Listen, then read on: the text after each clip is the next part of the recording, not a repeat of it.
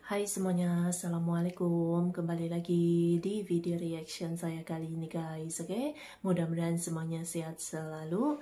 Nah, kali ini saya mau tengok video tentang ini ya. Siswa SD dari Indonesia ini menjadi dosen dan mengajarkan kalkulus. Hebat betul loh. So, jangan lama-lama lagi. Mari sama tengok video ini. Let's go. Nah, luar biasa Bapak Ibu. Sekarang kita akan melihat siswa SD. Siswa SD ini akan menjadi dosen di Universitas Cendrawasih. Nah, kedatangan seorang anak ajaib yaitu Jose Nerto dan Felicia Dahayu yang berkat matematika gasing, gampang, asik dan menyenangkan. Berkat dari Profesor Yohanes Surya mampu merubah sekejap mata seorang anak biasa menjadi luar biasa. Nah, adik Jose ini dia berasal dari kota Jayapura dan dia bersekolah di SD Kristen Kalam Kudus dan duduk di kelas 6. Adik Jose ini merupakan jebolan dari Gasing Kota Jayapura yang pertama. Baik, selamat pagi semua.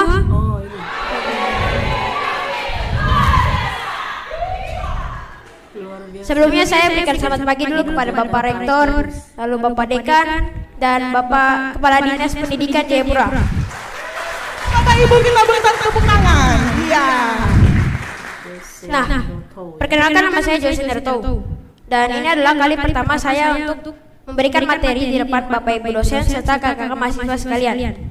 Jadi mohon maaf kalau misalnya presentasi saya ini kurang sempurna.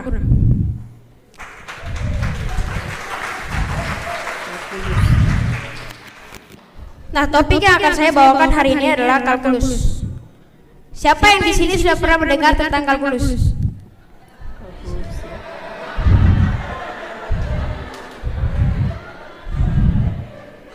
Menurut yang pada angkat tangan ini, kalkulus itu susah atau gampang? Susah.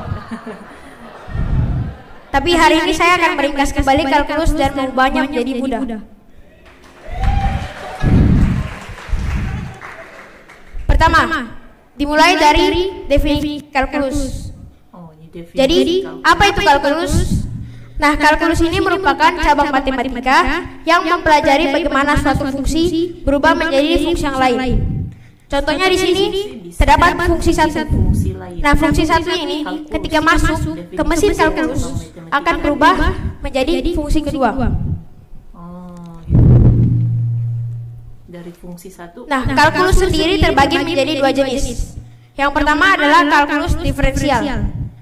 Kalkulus diferensial ini mengubah fungsi satu seperti x kuadrat menjadi 2x, lalu x pangkat 3 menjadi 3x kuadrat, x pangkat 4 menjadi 4x pangkat 3. Sementara jenis kalkulus kedua adalah kalkulus integral. Nah, kalkulus integral ini mengubah fungsi seperti x kuadrat menjadi sepertiga x pangkat 3, lalu x pangkat 3 menjadi seperempat x pangkat 4, dan x pangkat 4 menjadi seperempat x pangkat 5. Nah, kalau kita lihat yang polanya paling gampang itu pasti integral ya. Kita pangkatnya di sini tinggal tambah 1 aja. Terus depannya 1 per pangkatnya ditambah 1 juga. Nah, hari ini yang akan saya bahas adalah kalkulus diferensial. Kalkulus diferensial menyatakan bahwa variabel itu tidak hanya x, bisa A, bisa B, dan contohnya di sini adalah T. Nah, kalau kita lihat perubahan fungsi kalkulus diferensial pada T itu hampir sama seperti x yang tadi. Namun yang membedakannya adalah variabelnya. Sini sama seperti tadi di mana T kuadrat menjadi 2T, T pangkat 3 menjadi 3T kuadrat, dan T pangkat 4 menjadi 4T pangkat 3. Nah, sekarang saya mengajak Bapak Ibu dosen serta kakak-kakak mahasiswa sekalian untuk kita melihat pola serta menyelesaikan 3 persoalan ini. Kira-kira dari Bapak Ibu dosen serta kakak-kakak mahasiswa sekalian ada tidak yang bisa menemukan pola dari sini? Pola ya. Baik, akan saya bantu. Di sini jika kita lihat, pertama Kalau misalnya di sini pangkat 2 yang saya garis bawahi, maka fungsi keduanya akan berubah, depannya menjadi 2. Ya tidak? Kalau di sini pangkat 3, maka di sini perubahan fungsinya depannya 3. Jika di sini pangkat 4, maka perubahan fungsinya depannya 4. Oh, yang itu yang Nah, selanjutnya pangkat pada fungsi keduanya. pangkat. Jika di sini pangkat 2, maka di sini pangkat 1. Jika di sini pangkat 3, maka di sini pangkat 2.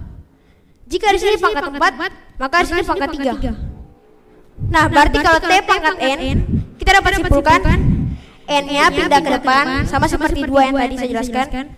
Lalu dikali T, lalu pangkatnya N-1. Sudah bisa, mantap.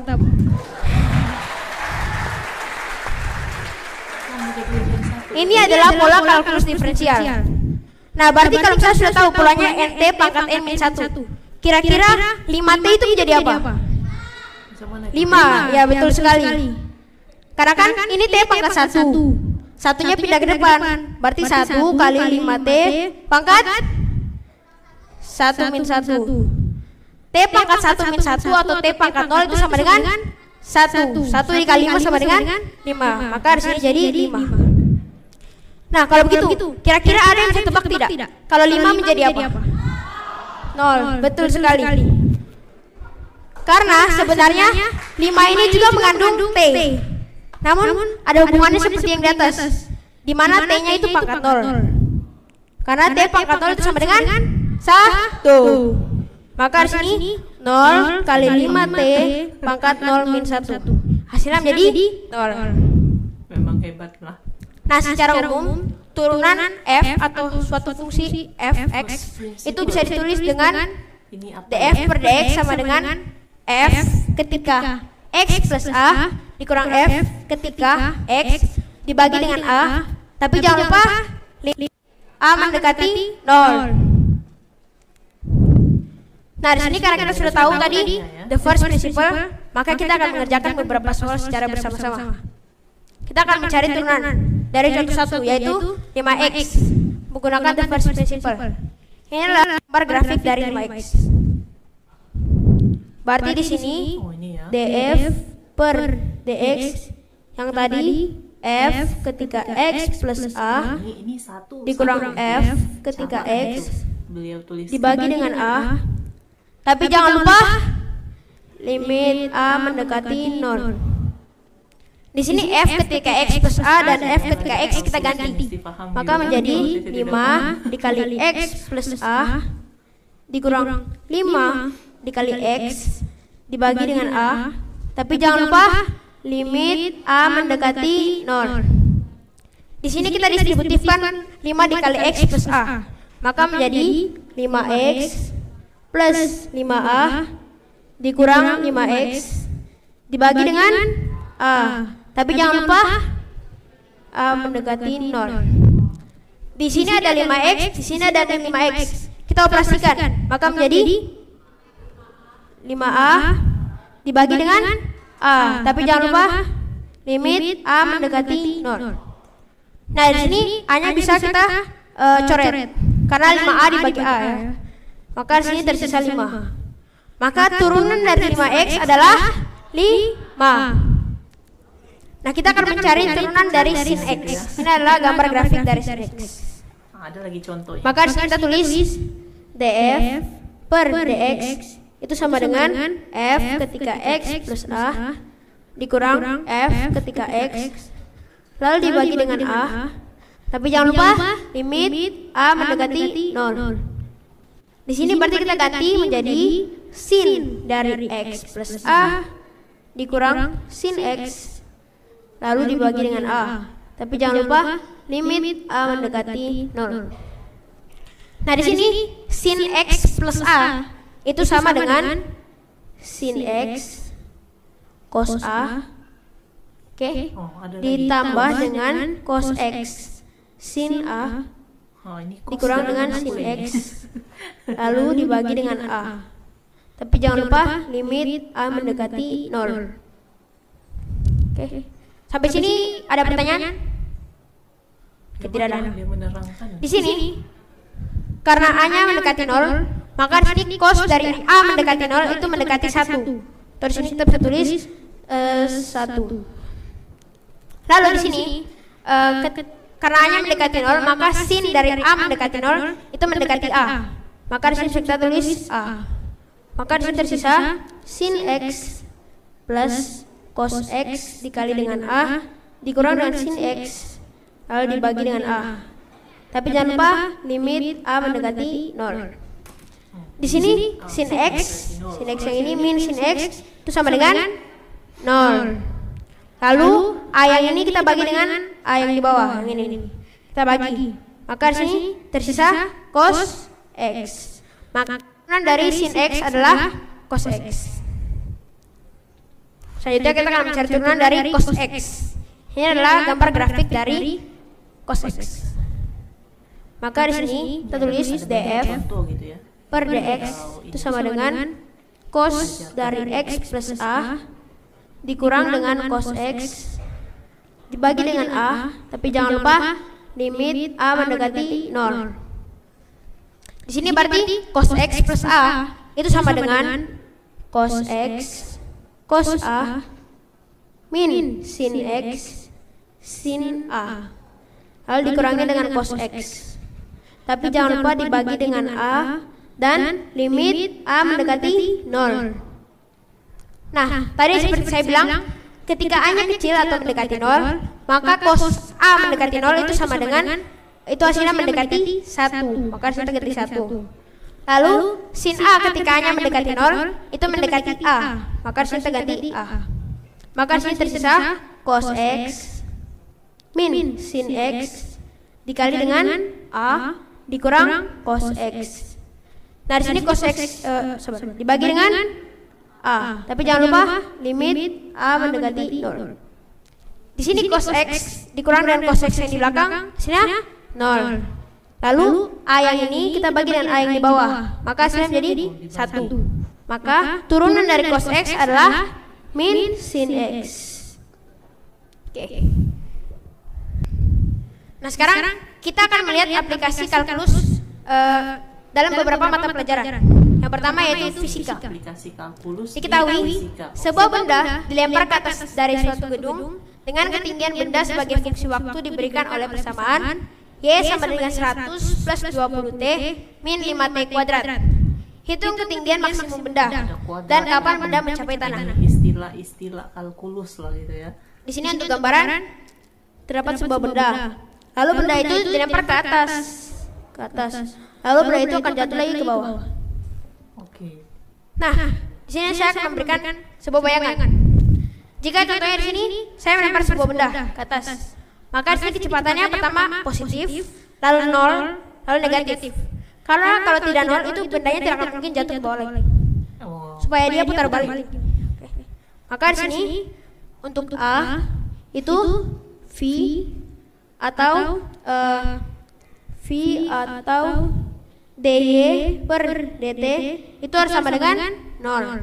Maka yang pertama kita cari adalah dy per dt nya atau v nya.